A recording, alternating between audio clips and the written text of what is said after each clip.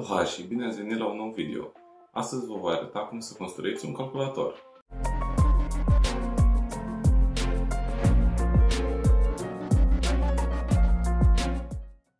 Ca și sursă vom avea sursa Lux de la Aerocool de 650W. Pentru placa de bază vom avea de la Asus P550 Prime. Ca și carcasă vom folosi carcasa Quantum Mesh V2 de la Aerocool. Pentru procesor vom avea un Ryzen 5 5600. Pentru RAM vom folosi acest kit Dual Channel de la XPG de 16 GB 3200 de MHz. Pentru stocare vom folosi acest SSD de la Kingston de 500 de GB. Și pentru placa video vom folosi acest RX 6700 de la AMD. Pentru început să încercăm să montăm cât mai multe dintre componente pe placa de bază până să introducem placa de bază în carcasă, deoarece este mult mai ușor să lucrăm așa. Să începem cu SSD-ul. SSD-ul acesta fiind de tip M2 are un socket special aici și asta ar fi montarea, deși avem nevoie de stand-off-ul care lipsește aici. Cum știm în care din aceste puncte trebuie să vină stand-off-ul, așa că haideți să-l montăm.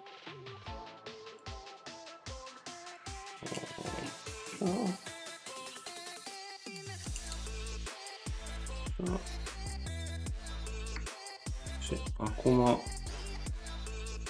pentru toate șuruburile care vor trebui înșurubate, vă sfătuiesc să aveți o șurubelniță cu cap magnetic, deoarece aceasta va ușura foarte mult treaba.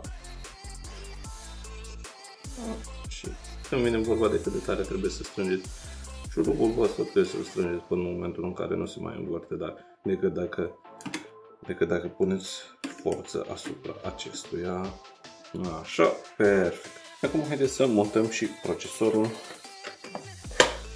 Pentru montarea procesorului, fiecare procesor are o anumită orientare în care trebuie să fie pus pe placa de bază. Vă sfătuiesc să verificați procesorul pentru acest colț de aici, care are o mică săgeată galbenă, și să-l potriviți cu colțul de pe placa de bază, unde o să vedeți aceeași săgeată. În cazul nostru este aici. Să desfacem așa, să îl punem cu atenție. Așa. După ce o picat la locul lui, vă sfătuiesc să mișcați așa sus, jos, stânga-dreapta, nu se mișcă, e perfect. Și acum să chidem așa și gata. Cum pentru cooler, vom folosi coolerul care a venit cu acest procesor, și anume acesta. Pentru el, pentru prinderile AMD, multe dintre coolere folosesc acest bracket cu care vine carcasa, dar acest cooler nu folosește acesta, deoarece aceste șuruburi se vor înveleta direct în placa de bază și mai exact în backplate-ul de pe placa de bază. Așa că pentru început să deșurubăm acestea.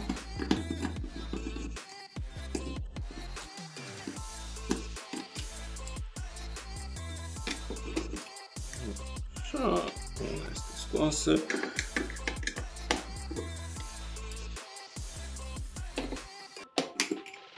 Și am terminat. Așa.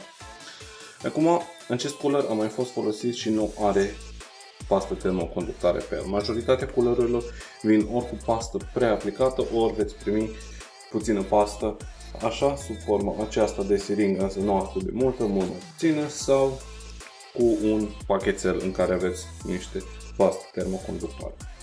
În cazul meu, pentru că l-am folosit înainte, va trebui să aplicăm o pastă termoconductoare nouă.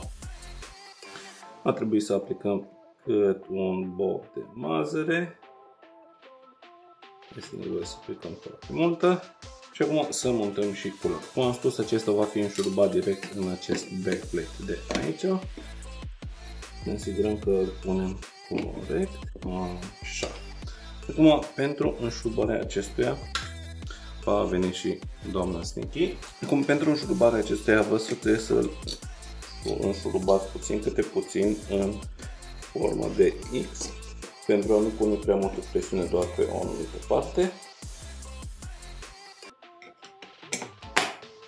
Șurubăm puțin, câte puțin fiecare parte, până când nu mai se înșurubează deloc. Acum, în funcție de fiecare culer în parte, anumite culere se înșurubează până în momentul în care nu se mai mișcă, altele se înșurubează doar cât se pune o presiune egală. Majoritatea vor avea un fel de stand-off pe care trebuie să-l puneți înainte de montarea culerului și trebuie să înșurubați până când nu se mai mișcă șuruburile de cum ar fi și acesta. Și acum, pentru prinderea cablului, trebuie să căutăm un model de 4 pini, exact ca și acesta, pe care îl găsim pe placa de bază în partea de sus și mai exact aici. Haideți să introducem și să ascundem și acest cablu. Perfect.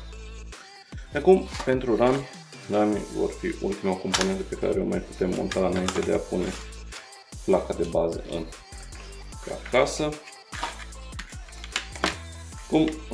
În funcție de placa de bază, ramii trebuie montați, plăcuțele de ram trebuie montați în anumite sloturi. După cum putem vedea, noi avem 4 sloturi pe această placă de bază și avem doar 2 plăcuțe de ram. Ceea ce înseamnă că noi va trebui să le montăm în sloturile specifice pentru a putea beneficia de dual channel. În cazul acestei plăci de bază, acele 2 sloturi sunt slotul numărul 4 și slotul numărul 2. Acestea se numără de la stânga la dreapta, începând de la procesor.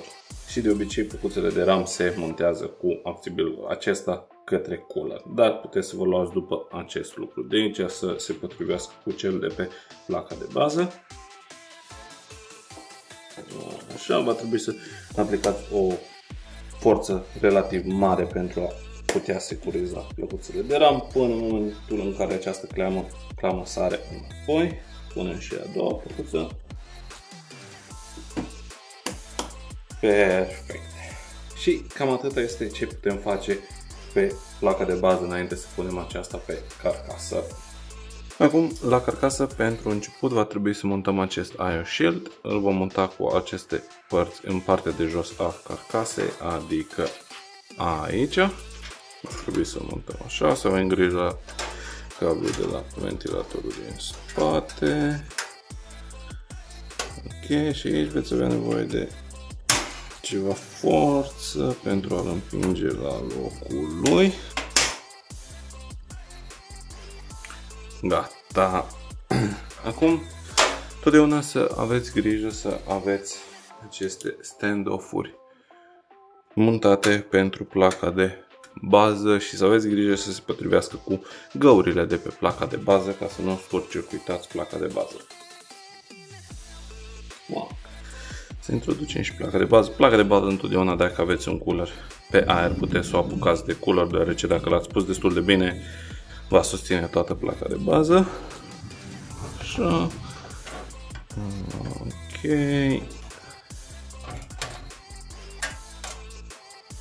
Să le potrivim la găuri. Perfect. Ok. Și acum, cum am spus, cu o șurubelniță cu vârf magnetic va fi foarte ușor. Luăm șuruburi pentru placa de bază și cel mai important, după părerea mea, ar fi să-l prindem pe cel din mijloc, și pentru că atunci restul vor fi exact pe gaură. La fel și cu șuruburile pentru placa de bază. Le strângeți până când trebuie să puneți foarte mult, până când trebuie să puneți forță ca să nu mai puteți să învârtiți. Niciodată să nu le învârtiți foarte tare, deoarece ați putea strica placa de bază.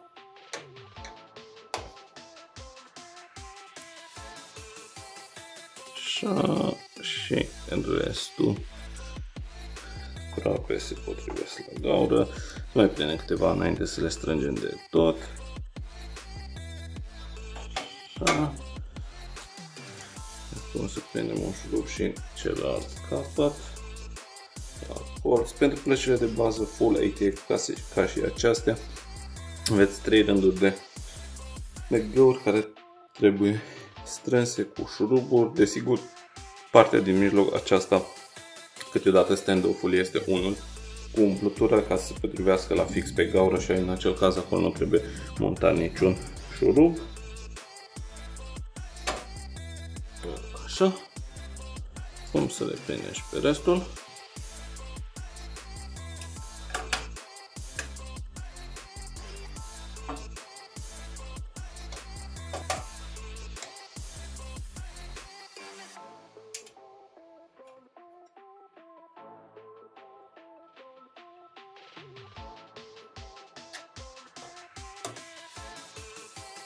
Avem ultimele două pe partea de jos și le-am pus pe toate.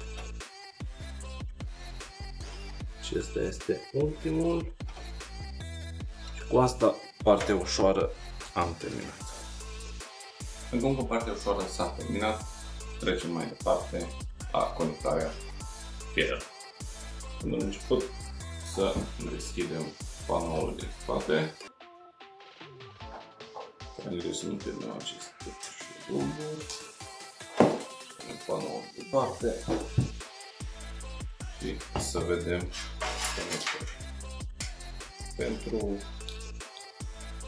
ventilatoare nu vom avea nevoie să le conectăm la placa de bază, pentru că acestea sunt de tip Molex, așa că ele vor trebui conectate doar la sursă. Acum, pentru că noi nu vom folosi un SSD sau un hard disk, vom scoate acest suport de SSD. În cazul în care voi ați folosi un SSD care nu este de tipul M2 sau un hard disk, va trebui să folosiți și acesta, pentru care puteți să consultați manualul carcasei. Și acum conectorii carcasei. La conectorii carcasei avem acesta care este pentru USB 3.0. Acesta pe placa de bază se află aici, deci cel mai bun caz ar trebui să scoatem pe aici. Dar pentru că acel cablu este unul care se manevrează foarte greu, îl vom scoate prin partea de jos ca să avem o buclă mai ușor de controlat.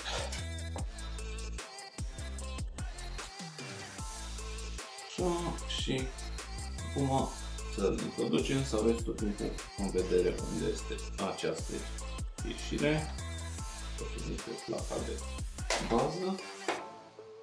Așa. Pentru conectorul de audio și pentru USB, aceștia în 90% din cazuri se află pe partea de jos a plăcii de bază și în cazul nostru se află aici și respectiv aici. Așa că să descoperim prima oară în față, partea de jos, după care vom mai avea conectorul pentru butoanele de la carcasă, care se va conecta în această parte de aici. Dacă scoatem în față din această gaură, am terminat. Acum să și punem conectorii, după care va trebui să introducem sursa în carcasă și să scoatem firele necesare și respectiv pentru procesor, pentru placa de bază și o să scoatem unul aici pentru placa video. Acum, după ce am scos toate firele unde trebuie ele să fie, ar fi să le și punem la locul lor.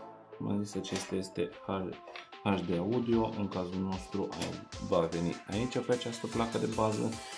Pentru mai multe detalii în funcție de placa voastră de bază, vă sfătuiesc să verificați manualul de utilizare. Acesta este USB-ul 2.0 care va veni aici. Așa. Și pentru conectorii din față, pentru butonul de on-off și restart plus LED-ul lor, trebuie să le verificăm exact care convin. Aici ne va ajuta foarte mult manualul de utilizare a carcasei. Pentru conectorii de la butonul de pornire și reset plus LED-uri ne vom folosi de manualul de la placa de bază și mai exact acesta de această parte de aici, unde ne spune exact fiecare LED care cum vine. Acum că am reușit să punem toate cablurile de la carcasă la locul lor, Acum vine momentul să introducem și sursa. Acum că am reușit să introducem toate cablurile la locul lor, va urma să montăm și sursa.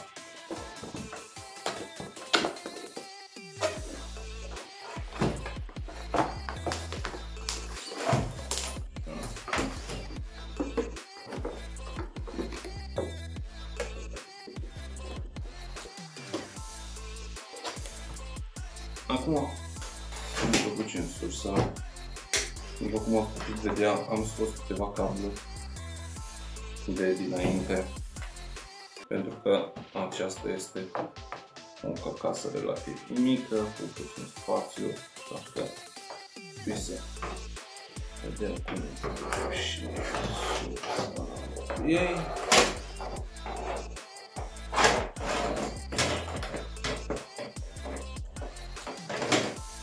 Acum, înainte să securizăm sursa cu plugurile necesare, să scoatem cablurile de care vom avea nevoie. Din nou, pentru început vom avea nevoie de acesta 20+4 pentru puterea la placa de bază, care vine aici.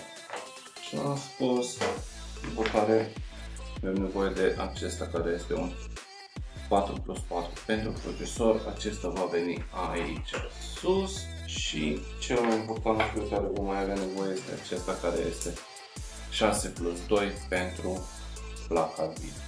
În vedere că noi nu am montat încă placa video, nu avem unde să-l introducem încă, dar este foarte bine să îl facem prima oară ca să-l avem deja la locul lui, pentru că vom monta placa. Putem să îl tragem pe tot afară, doar pentru a vedea de cât de mult vom avea din el. La sfârșit îl vom trage înapoi după ce montăm și placa video. Să montăm și acesta de la placa de bază care vine aici, cum și acesta de la procesor. Acum să prindem și sursa cu șuruburile necesare. Șuruburile pentru sursă sunt genul acesta de șuruburi.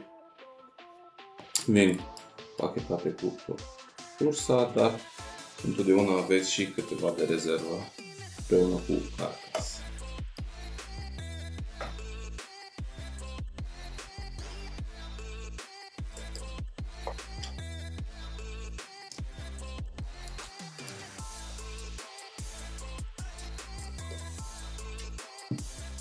Gata și cu montarea sursei. Și după cum puteți vedea, am schimbat studio un pic, deoarece ziua s-a terminat și nu mai aveam lumină. Și acum să înceapă partea tedious, ca să spun așa. Salutare pe Nicky. Ea este o pisică băgăreață și fricoasă. Aici. Acum, din nou, din cablurile acestea, noi pentru că nu avem un HDD, un hard disk sau un SSD normal, nu avem la ce să le folosim, mai puțin un tip conector Molex care îl vom folosi pentru a da putere acestor ventilatoare cu conector Molex în felul acesta. Dar prima oară haideți să facem puțin cable management. Eu voi folosi niște seturi de fixare din acestea. În mare parte le putem păstra așa, le prindem aici. Desigur nu este obligatoriu să faceți acest pas, sper să fie totul.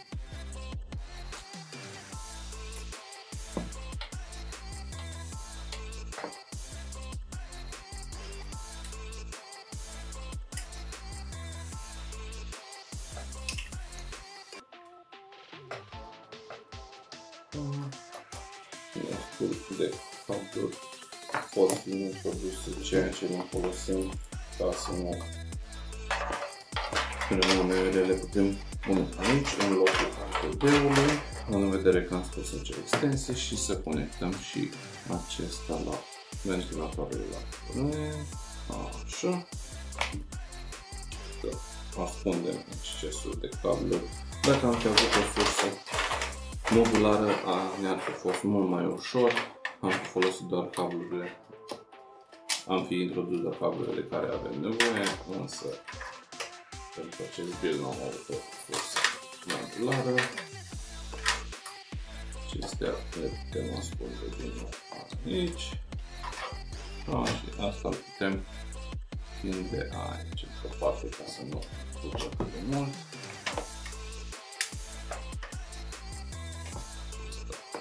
La loc. Deci că le putem pune în această parte aici, ca să fie în drum și cam cu asta am terminat decât și cable managementul nu este cel mai bun, dar din nou nimeni nu o să vadă acesta. Și acum, pentru a termina acest build, mai avem de introdus doar placa video. Aceasta este placa video RX 6700 și mai avem doar de introdus placa video pentru ca acest calculator să fie gata. Pentru asta să facem logo ei. Scoatem și șurubul aici.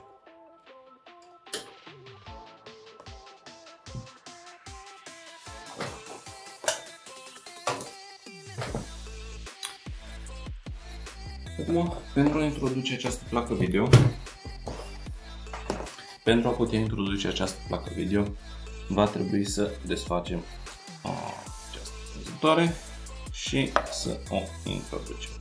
Acum, această carcasă este aproape la fix. După ce am pus-o, trebuie să ne asigurăm că apăsăm până auzim un click. Așa.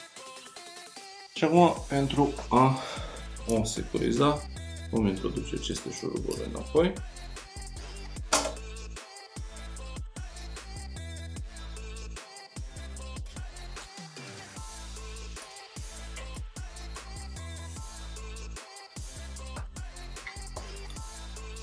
Și tot ce ne-a mai rămas este să conectăm și placa video la sursă. Cum am zis, conectorul de placă video este 6+4, adică 1/8. Această placă video, după cum puteți vedea, are un conector pentru, deci va trebui să le împreunăm ca să facem un O. Așa. Nicle, du-te de aici. Pentru puțină estetică, eu o să prind și acest cablu ca să nu balangă aiurea. Și acum să-l facem 6, 2, 8 și îl introducem. Așa. Și cum am spus, avem un exces de cablu, dar îl putem trage în spate pentru a nu fie atât de mult și îl lăsăm doar acum. Să revenim în partea din spate. Cabluri. Terminat excesul care l-am în față, putem să-l ascundem aici. Cablurile la fel. Știu că nu este cel mai bun cable management din lume, însă această carcasă nu oferă prea multe opțiuni.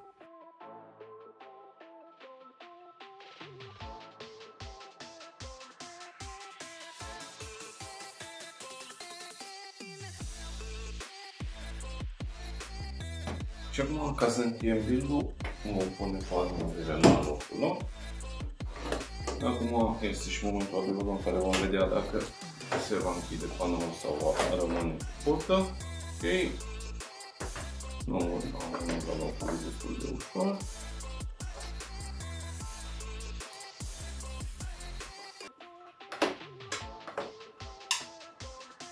Perfect. Și acum o să punem și panoul de sticlă.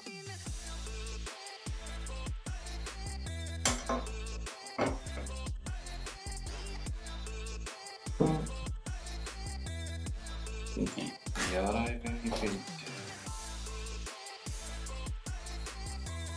Ea este Sinti. Nu să fie coasă, dar tare curioasă.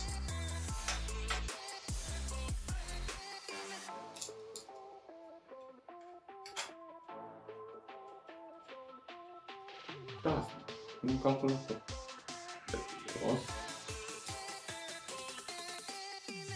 Și cu asta build-ul este gata. Mai rămâne un singur lucru pe scurt. Vedem dacă și pornește. Introducem și cablu pentru curent. Punem și, să nu uitați să puneți sursa. că mai pățit să pun tot la loc, să îl pornesc, dar n-am pornit sursa și am crezut că e o problemă. Să nu uităm să pornim și sursa. Și acum să vedem momentul adevărului dacă pornește. Este bun. Deci n-am făcut nicio greșeală nici. Mulțumesc că ați urmărit acest video. Nu uitați să dați un like, un subscribe, un coment și de ce nu, poate chiar și un share. Să aveți o zi bună!